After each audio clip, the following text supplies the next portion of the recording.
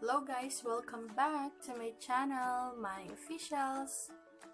Ito po ay tuturuan ko po kayo kung ano ang natural na gamot sa ubo. Nakakatulong lang siya. It's natural treatment lang. Ito po. Please keep on watching!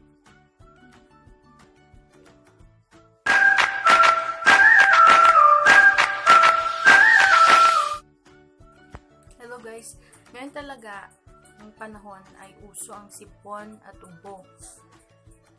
Ang ano kasi, pag sa COVID po, yun ay pasok talaga. Ang ubo at sipon at lagnat. May flu. Ang flu ay isipin natin, ang COVID ay parang flu talaga siya. Pero pag dumadating sa atin yung panahon na yung flu, dumadating talaga pag ang panahon ay umiiba. Halimbawa, ang panahon natin ay sobrang init ng buong araw. Tapos pagdating ng gabi, lalamig siya. Ngayon, 'di ba, ramdam natin ngayon na sobrang init talaga siya sa maghapon. Tapos sa paggabi, sobrang lamig naman. So nag-iiba agad yung temperatura ng katawan natin. So doon, yung amoy din ng kalsada, lupa pag umulan, parang amoy ano ba yan? Kung kayo ay nakakaramdam ng ubo at sipon lang, na walang lagnat, try nyo lang muna na i-treat siya ng, baka, common trangkaso lang nararamdaman natin. Ako nakaramdam ako ng ubo at saka sipon nung nakaraang araw kasi nga yung panahon at saka naglinis kasi ako ng bahay. Sobrang maalikabok, allergy, hindi ko rin alam. Pero hanggang ngayon, okay na po ang pakiramdam ko. Ang trinay ko lang sa umaga ay malamig na mainit na tubig na may kalamansi or lemon na may honey. Ganun po. Pero dito sa ubo ko, sobrang talaga yung phlegm po. Ganyan. May tanim kami dito ng ganito. Yan. Ito po ay oregano or clavo. Yan. Kung may tanim po kayo nito sa bahay nyo, paramihin nyo po kasi nakakatulong talaga siya sa ubo. Promise, kahit sa bata, ito lang talaga ang pinapainom ko. Ayan siya.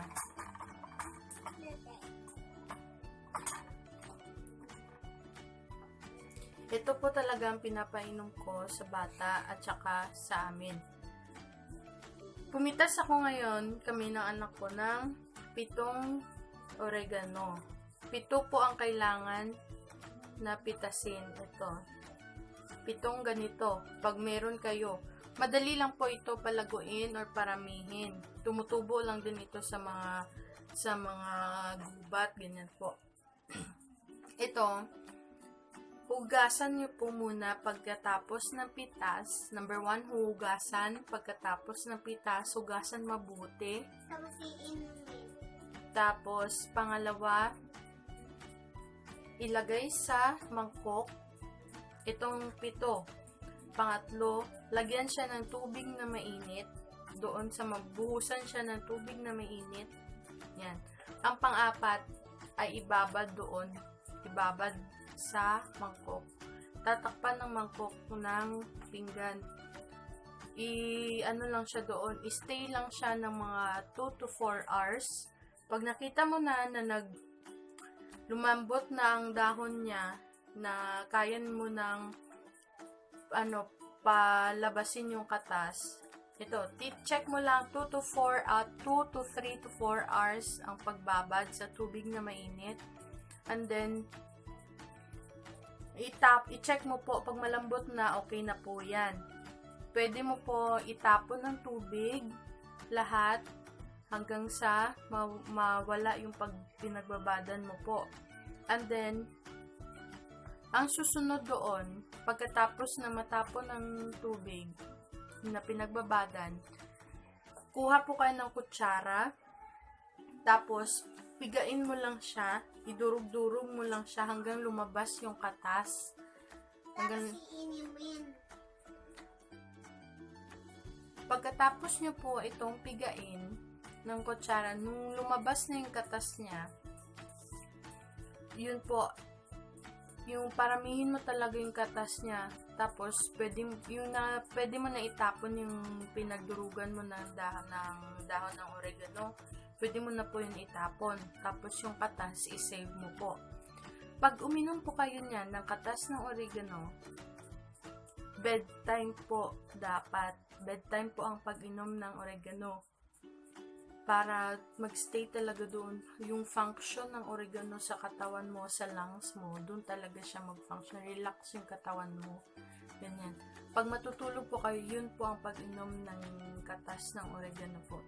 At sana po, ako'y nakatulong sa inyo sa paggamot ng mga natural leaves. Ako po nasubaybay. Ito lang po ay para sa experience ko po na gusto ko i-share sa inyo.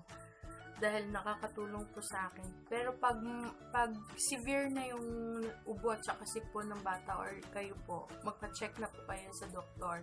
Ito po ay alam ko na ang walang mga allergy, mga ganyan, pwede mo po i-try ito. Kung wala talagang pambili ng gamot, mag-save, magtanim lang po kayo ng oregano. Yun lang po ang first option na treatment kung may ubo po kayo. At yun po ay bilang experience ko po sa inyo guys. Gusto ko lang i-share sa inyo ulit. Sana yung nakatulong ako. At saka, see you on my next vlog. Kasi matagal po nawala ako kasi nga may trabaho po ako at saka nagkasakit na po ako. Yes? Napakita ko yung numbers ko. Papakita niyo daw po yung numbers. Say bye na. Bye-bye. See you on my next vlog. Sana subaybayan niyo po ang pag-vlog ko po. At saka, thank you sa 1,000 subscribers. Thank you sa mama ng vlog. Thank you so much guys sa pag-support sa akin. At saka, kayo rin po. Kaya natin ang pandemic na ito. Kaya pray to God and good magstay ng healthy foods, ganyan yung kainin. At saka don't forget to mask, wash your hands, and face shield, and then social distancing. Thank you guys. And Bye. alcohol. And alcohol. Yung una po na tinuro ko sa inyo ay ang herbal po. Herbal po ang unang tinuro ko sa inyo. Herbal treatment. Pag sa ano naman po, pag sa physical treatment na kailangan. Number 1, magsuob. Kahit may sipon, may ubo, pwede po. Nakakatulong din siya kasi nagawa namin ng anak ko. Mag-steam, magsuob, or kung ano man ang term niya. Ang pangalawa po, physical na pwede nakakatulong din siya. Every morning nyo po gagawin. Kung may kasama kayong inuubo, gawin nyo po sa kasama nyo. Kasi malilesen yung burden niya doon sa likod. Pakiramdam na mabigat na ano. Dahil puno ng plema, matigas ang plema. Ang gagawin nyo lang po, halimbawa, ito ang likod ng kaibigan nyo. Ito po ang likod ng kaibigan nyo. Ang gagawin nyo lang po is cupping. Ito po ay cupping. Yung kamay mo, ito yung normal na kamay natin. Ang cupping na gagawin natin, gaganyan lang po natin yung kamay natin. Ganyan. Tapos, i-cup natin yung lungs niya. Dito sa likod niya to mismo. I-cup mo siya. 1, 2, 3, 4. 1, 2, 3, 4. Pwede po dalawang kamay. Ganyan. Halimbawa, ganyan. Dalawang kamay. Naka-cup.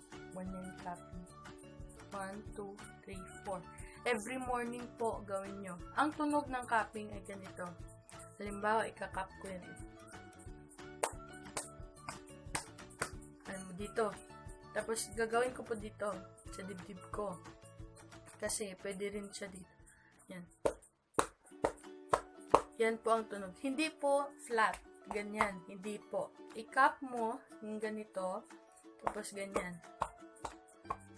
Para may beat. Tapos dito rin sa kabila. Every morning po. Kahit sa bata, pwede nyo pong gawin yan. Ganito. Hindi ko siya maabot. Ganyan. Ika-cup mo lang yung lungs niya para mag-loosen yung phlegm niya, yung phlegma niya. Hindi na sobrang dikit. Parang tatak-tak niya lahat yung phlegma niya doon sa likod.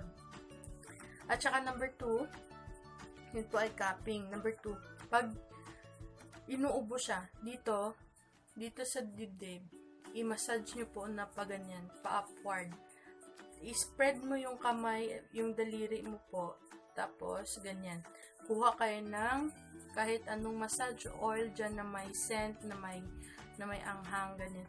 Dito po, spread nyo dito. Kahit sa bata, pwede nyo pong gawin. Ganyanin mo lang hanggang sa makaramdam siya ng maginhawa. Yung dito kasi, ito yung dibdib pag babae. Dito, para may makakapa kayong buto dyan, at saka muscle. Dyan nyo po i-massage. Mas nakakatulong po yan. Number 1 is ang una po ay ang oregano, herbal treatment. Pangalawa po ay cupping, physical. At saka ang pangatlo ay ang pag-spread dito ng mga daliri sa dibdib. Sana po ako'y nakatulong sa inyo.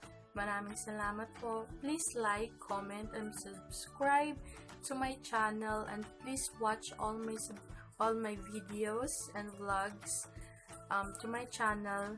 Thank you so much, guys. I love you so much. Bye!